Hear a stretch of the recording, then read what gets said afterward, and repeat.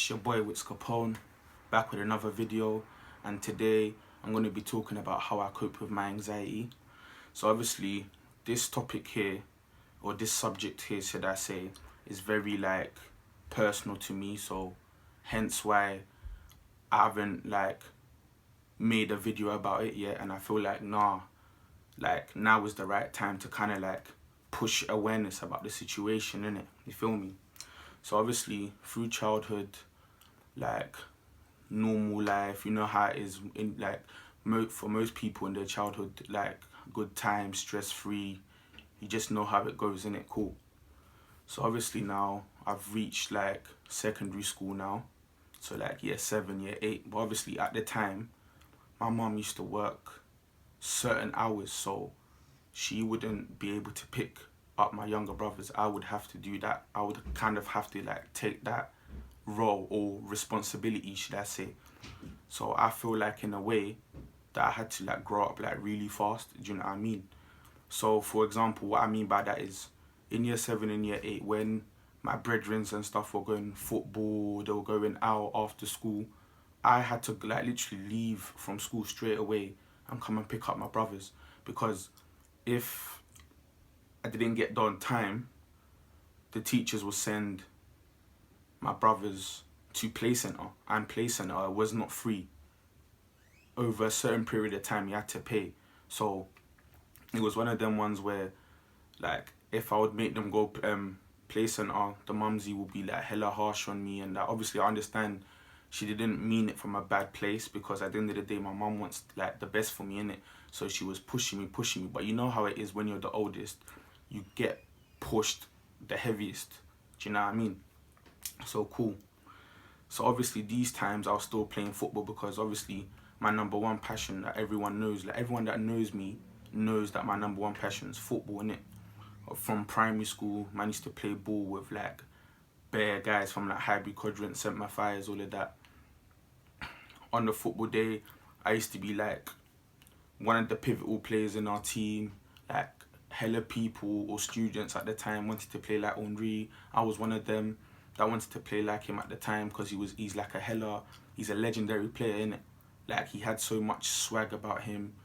The way he had his socks to his kneecaps. He had the black gloves. He had the vapors. He was just that guy, innit? So yeah, I was kicking ball all throughout primary school and whatnot. Cool. So obviously I've gone to secondary school now. Like I said, year 7, year 8, playing football. I'm not on the football team or anything, but people know me in Aloysius that I was very good, but I just didn't play for the team. It was one of them ones. Cool. So obviously I would play football whenever, everyone that knows me as well knows I'm not a school guy. That's one thing I don't like. In most of my lessons in school, I used to fall asleep. Do you know what I mean? Because I didn't feel all of these things we're learning about, there's any longevity in it. The only things you need from school is maths and English, because you need maths because you need to be able to count money and all these sort of things and all of that, and English as well. But other than that, all these things they're teaching you is bullshit, because you're not going to need it after school. Cool. So obviously, like I said, I'm still sticking to the football now. Even outside of school, I was doing things playing for Sunday league teams. I used to play for a Sunday league team called Waterside, which was near Rosemary Gardens. For those of you that don't know, Rosemary Gardens is kind of near Essex Road and that sort of area, innit? Cool. So obviously, not even just my mum, but other people always used to tell me, bro, do you have a plan B? Because obviously it's all well and good having a passion for something, but let's just say that passion doesn't work out. You need something to fall back onto. But with me, because I was so passionate and adamant about me making it as a football player, I wouldn't listen when someone would say, oh, try and find a plan B, because I was so eager to make it at that time, innit? Do you know what I mean? Cool. So obviously now it gets to the point where obviously year 11 comes, in it. Year 11's finished now. You get me? And no, actually no, I've skipped a bit. In year 11, there used to be a lot of like revision and stuff for like exam and all of that stuff. A bit in year 10, but more so year 11. I never used to go to these exams. I just used to sit home and play FIFA because school was not it for me. Everyone that knows me knows that I wasn't the sort of person to listen at school anyway. Do you know what I mean? Cool. So obviously now year 11's finished now. And obviously I wanted to do a football course, innit? But obviously my college, or sixth form should I say, my secondary school that I went to, I was planning on going to their sixth form, innit? But they used to do the course that I was trying to do, which was a football course. But unfortunately, when I was going to the about to go to the sixth form, they stopped doing it. So obviously I said to myself, nah, what sixth form should I go to that does that same course and I'm gonna feel comfortable? Because obviously I got cousins that went to St Thomas More in Wood Green, and I know a lot of them, innit? Do you know what I mean? And I also have a few mutual friends that go there as well, so I would fit in easily if I would go there, innit? So I thought, nah, it makes sense to go there, play my football, learn at the same time, and do my coursework and so forth, innit? Cool. So obviously now I've gone to St Thomas More sixth form now. The course that I was doing was like a 2-year course, innit? And it's not by force after the 2 years you leave. You can do an extra year as well, but ideally it's a 2-year course. So I remember every day my mom's telling me, oh, you're not getting any younger. Do you know what I mean? Like, football, is that really what you like? Is that really what you want to do? And even if it's what you want to do, at least have a backup plan. But like when people used to tell me that, I was not hearing it. I was not hearing it because of how adamant I was in making it as a professional footballer, innit? It's not easy. Do you know what I mean? So cool now. The 2 years like finishes now. Here's where my anxiety started. You know how it is now. You finish sixth form. It's either you go to uni or you start contributing to the yard. Like everyone that's the oldest child knows what I'm talking about. They sit you down and have that talk. So when are you gonna start contributing? When are you gonna start working? When are you gonna start doing this? And really and truly, me personally, I wasn't hearing that, innit?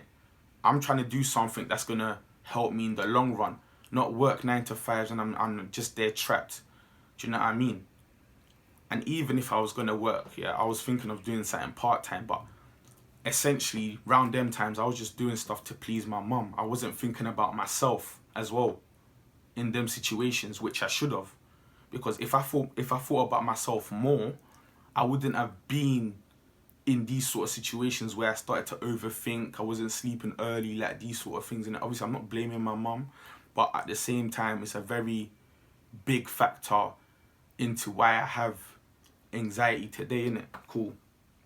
So obviously my mum used to always tell me to go sign on in the job centre and that. But with the job centre, everyone that knows what I'm about to say or can relate to it, let me just get to the point, innit? So, you know when you go job centre, they never give you recommendations for like jobs or like jobs that they found you. It's always, we found you this 4 to 6 weeks course, and after you finish it, they're gonna give you opportunity of job roles and stuff. Let me tell you something here. The amount of times I've done them courses and it's been a complete waste of time. It's not like these sort of courses, it's not something that you should teach an adult. These are the sort of things you teach kids in like key stage 2. Do you know what I mean? And I'm just sitting there thinking, nah, man, I shouldn't be here. But because my mum wants me to work in that, it's like I have to bite my tongue and kind of do my thing and like, do you know what I mean? But really and truly, I wasn't on it. That's part of the reason why man started my YouTube channel, innit? Because I'm trying to put myself in a position where man doesn't have to do all of this like madness, innit?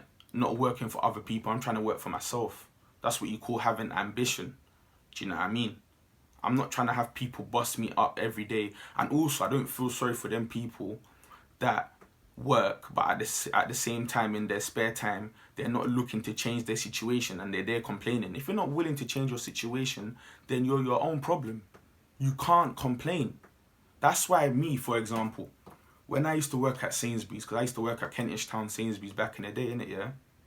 And I say back in the day, more so like a year and a half ago, I used to always think about in my head what I'm going to do to get myself out of these stupid situations, do you know what I mean? Because I have, like I said, I have drive, I have goal, I have ambition.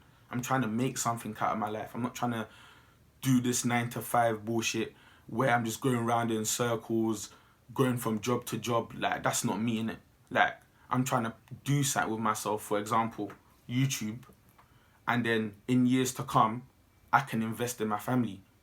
That's the thing I want. I want my family to be financially stable, or my future family, should I say. Do you know what I mean? And I want my kids to look at me like proud that, yeah, that's my dad.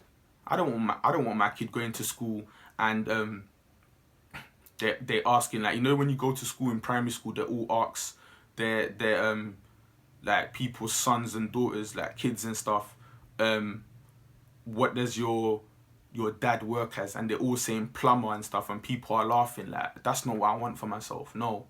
Do you know what I mean?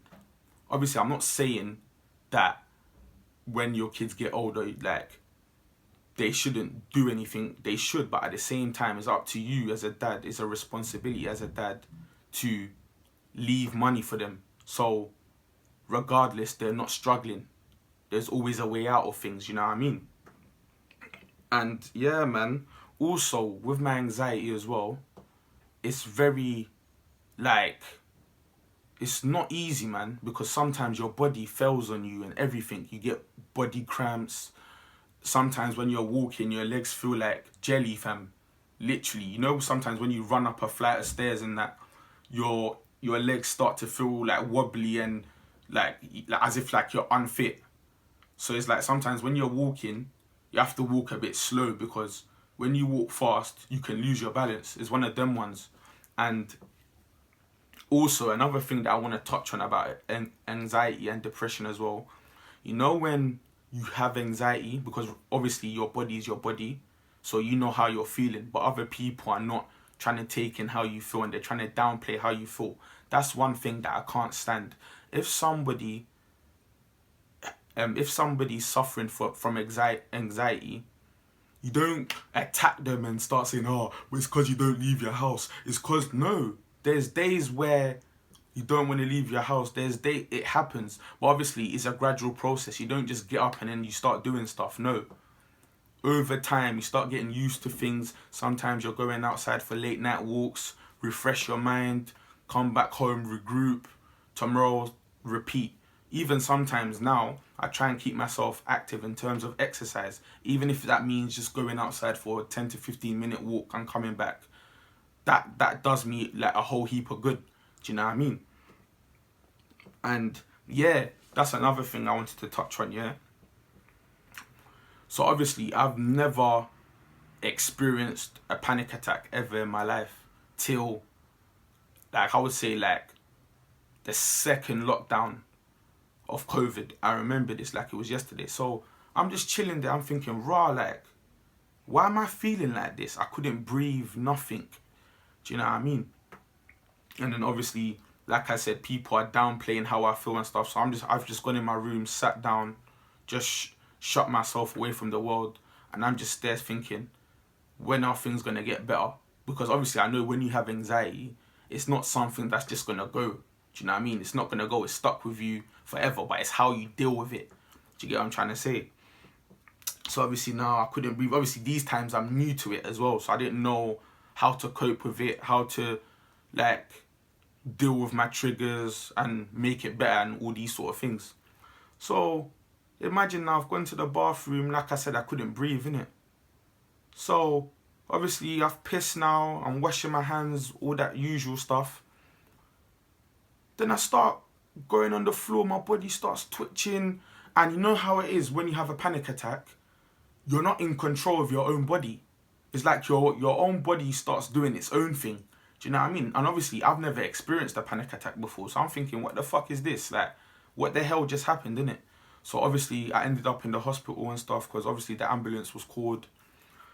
I've gone into the hospital as well. This is another thing. These hospitals as well, when they downplay how you feel as well, I can't stand that. Do you know what I mean? It's your job as the doctors or nurses or whatever you want to call it, to make sure that all your people that you're looking after are feeling welcome. That's the whole point. You have to make them feel welcome, not try and downplay how they feel and belittle somebody. No, do you know what I mean? So cool, we've gone there now. Some woman came to me and some guy, they're like, oh, you're not even ill. What do you call it? Like, even the way you're walking, I'm like, bruv, just because I'm conducting myself in a certain way doesn't mean I'm not suffering inside. Do you know what I mean? So cool. Then obviously they left me for like a couple hours and stuff. Cool. Now it's all 5:30, 6 a.m, like that sort of time. So the lady now comes by herself now. She's all telling me, you're not suffering from anxiety. You're just overthinking things. I'm like, who are you to tell me how I'm feeling? Do you know what I mean? That's why when someone ever tells me about how they're feeling and what they're going through, I never judge them, because I know how it is myself. And I'm not gonna lie, I was one of them people before I had anxiety and like going on to having like things like depression and stuff. At a point, I used to be one of them people that used to judge people that had anxiety and all of that. I was one of them people till I was on the other side of things, and now having it as well, it's not a game. Do you know what I mean? That's what I'm saying to anybody that's suffering from, whether it be anxiety, depression, whatever it may be. Speak out. Do you know what I mean? Obviously, I understand that's very cliche and it's easier said than done. But I want to be that voice. I want to make sure if people are suffering, they have someone to talk to. So anybody that's suffering, whether it be on the DMs on Instagram, whether it will be on my WhatsApp, whether it will be on, I don't know, my Facebook, always feel free to message me, because I'm going through the same thing as well, innit? Do you know what I mean? It's always good to come together and talk to people that are going through the same sort of stuff, so it kind of like keeps you at ease, innit? Do you know what I mean? But yeah, man, I feel like I've covered everything. No, tell a lie. Also, as well, when you have anxiety and things like depression and stuff, sometimes your body even starts playing tricks on you as well. So, you know how sometimes when your heart's beating like really, or you think your heart's beating really fast, it's not. It's just your body trying to fight off certain things. Do you know what I mean? But yeah, man, other than that, I feel like I've covered everything in this video. I know this video was like very personal to me, but I feel like there had to come a point where I talk about it. Do you know what I mean? Because at the end of the day, if you don't face your problems, things are never going to get better. Do you know what I'm trying to say? But yeah, man, before I go as well, make sure to leave a like on the video, because the more likes you leave on the video, the more it helps with YouTube's algorithms, and also that also helps to push your videos, so people are more likely to see the video. And also as well, don't forget to share this video. It could be other videos on the channel as well. Don't forget to share it on all social media platforms with all your friends and family and all that good stuff. But yeah, man, other than that, it's been your boy Wits Capone, and I'm out.